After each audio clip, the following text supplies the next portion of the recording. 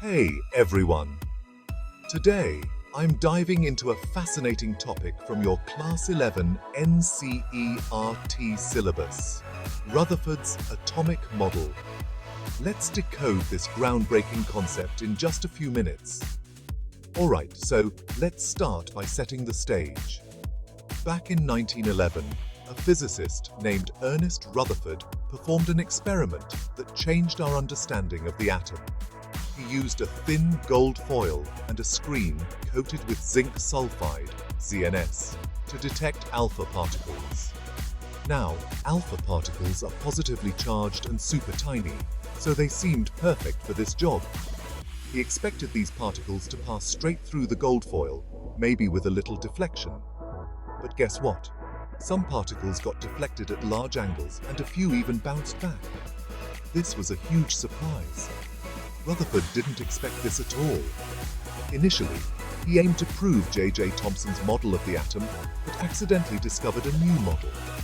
He suggested that atoms are mostly empty space. But at the center of each atom, there's a tiny, dense, positively charged core. This core is what we call the nucleus. And it's surrounded by negatively charged electrons, which move around the nucleus, kind of like planets orbiting the sun.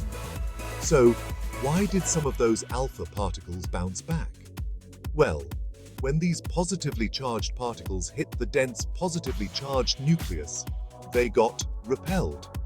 Like charges repel each other, remember? Because the nucleus is so tiny compared to the whole atom, only a few alpha particles hit it directly and bounced back. This model was revolutionary because it introduced the concept of the nucleus. Before this, people believed in the plum pudding model by J.J. Thomson, where positive and negative charges were thought to be spread throughout the atom like a pudding. Rutherford's model showed that the positive charge is concentrated in a small region, the nucleus. However, Rutherford's model had its own limitations. For instance, it couldn't explain why electrons don't spiral into the nucleus due to electrostatic attraction. But it laid the foundation for future atomic models and was a significant leap forward in our understanding.